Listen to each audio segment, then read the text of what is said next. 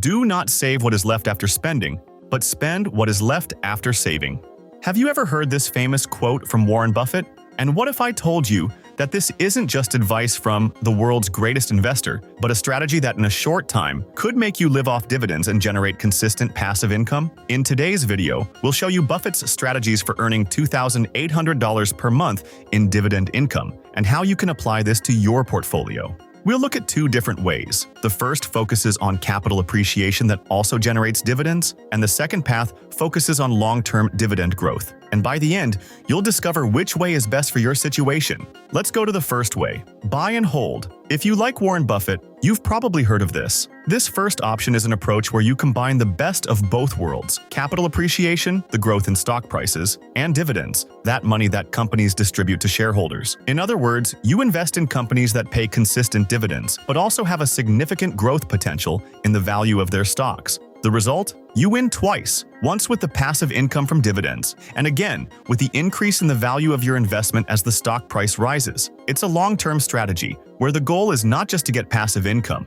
but also to see the value of your portfolio grow. Buffett, for example, is famous for adopting this approach in many of his investments. After all, he never invested just to maintain the value of his money. The idea is to see that value grow, while still receiving dividends to live off of. A classic example of the capital appreciation plus dividend strategy is Coca-Cola. The company has a history of paying consistent dividends, but what makes it even more interesting is its potential for appreciation. Over the years, Coca-Cola's stock price has grown considerably, especially when the brand expanded globally. For example, if you had bought Coca-Cola stock in 1990, when the price was around $5 per share, today, a Coca-Cola share is worth about $60. By now, you can see that your stock has grown more than 10 times in value. The math is simple, but the key here is patience and time, something Buffett always emphasizes. In this strategy, dividends are not important during the wealth accumulation phase. Your main goal is to make good deals with profitable companies, multiplying your wealth. In other words, you're not just waiting for dividends to land in your account. You're taking advantage of the growth of your investment while also receiving the extra money from the dividends. The biggest advantage is the potential for stock growth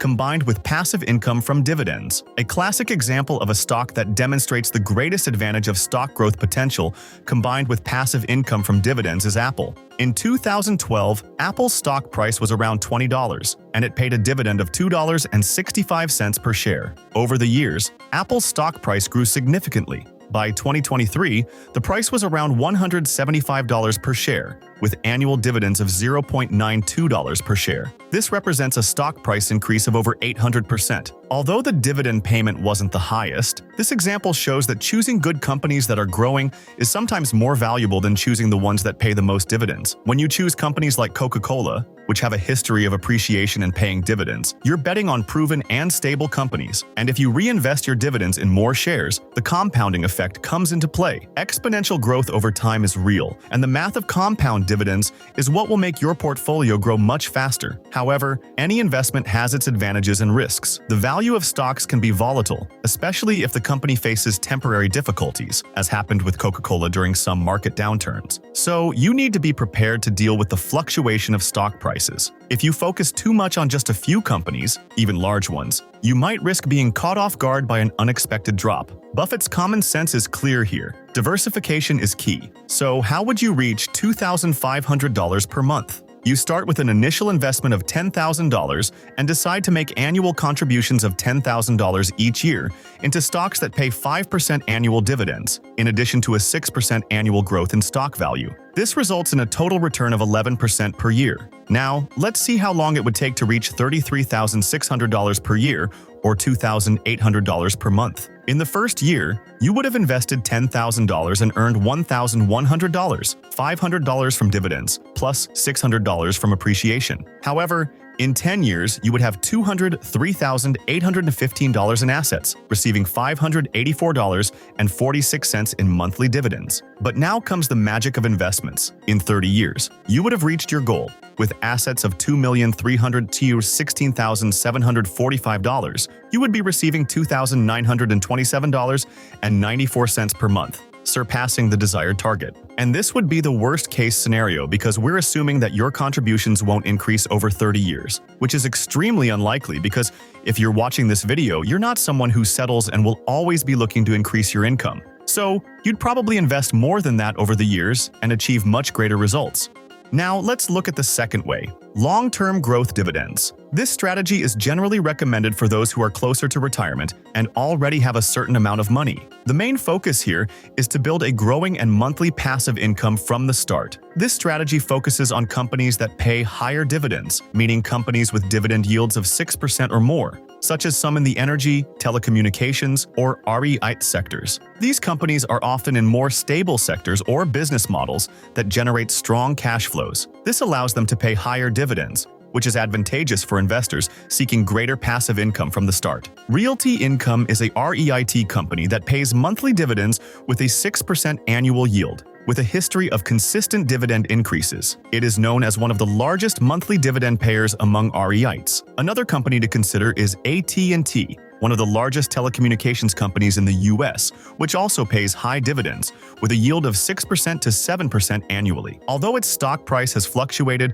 the company maintains a stable cash flow, which allows it to keep paying high dividends to its shareholders. Additionally, Stag Industrial, a REIT focused on industrial properties, pays monthly dividends with a 6% annual yield. The stability of the industrial sector and the growing demand for logistics properties contribute to the company's consistent dividend growth. The key difference with this path is that although the focus is on monthly dividends, there is also an expectation that these dividends will grow consistently over the years. Companies like Realty Income have a history of annual dividend increases, meaning that the amount paid monthly to investors grows each year. The goal is to build a growing passive income, not just rely on a fixed dividend. For example, in 2024, Realty Income increased its dividends by about 3.5%. For an investor who started receiving $100 per month in dividends from Realty Income, after 1 year, this amount would increase to around $103.50 per month and would continue to grow as the company raised its dividends. The biggest advantage of this path is the ability to start receiving significant passive income from the very first month. Companies with solid histories of dividend increases provide investors with security and predictability, with the assurance that their income will increase over time. However, while the return from dividends is significant, stock growth may be more modest, especially when compared to companies with higher capital appreciation potential. In other words, even if you receive a good percentage of dividends, if you have a company that is losing money and its stock price is falling, you won't see significant gains. The focus is more on passive income than on aggressive stock growth. Companies with higher dividends may be more exposed to sector risks. For example, AT&T has faced challenges with its debt and the evolution of the telecommunications market, which could affect stock prices and dividends in the long term. But done correctly, this is also a very profitable strategy. So how long would it take you to reach the goal of $2,800 per month? By investing in companies with a 6% annual dividend yield and a 7% annual dividend growth. Let's assume you start with an initial investment of $100,000 and make annual contributions of $10,000. In the first year, you would start with $100,000 and receive $6,000 annually, assuming a 6% dividend return. In the second year, the 7% dividend increase would result in an income of $6,420 annually. After 10 years, with the constant dividend increase, your annual income would be $11,758. After 20 years, your annual income would be $27,155. Finally, in the 30th year, your annual income would be $46,421, or $3,868 monthly. You would easily surpass the $2,800 monthly passive income goal after about 30 years. This shows how companies with higher dividends and consistent growth can generate growing passive income in a stable and predictable manner. Now the question is, how do you choose which path to take? If you're an investor who doesn't mind volatility and is willing to accept fluctuations in stock prices in exchange for faster portfolio growth, Path 1 might be the right choice. Companies that pay dividends and grow over time can provide not only passive income but also significant growth in the value of your portfolio. On the other hand, if you're more concerned with security and want to ensure a growing and predictable passive income, Path 2 is more suitable. In this case, you don't need to worry as much about market volatility and can focus on stable companies that increase their dividends every year. If your goal is to build a reliable passive income source without major surprises, this approach is the best choice. If you want to know which are the best ETFs for 2025, I'll leave a video up here, but don't click on it yet. Don't forget to subscribe to the channel if you want to grow your wealth. Good investments.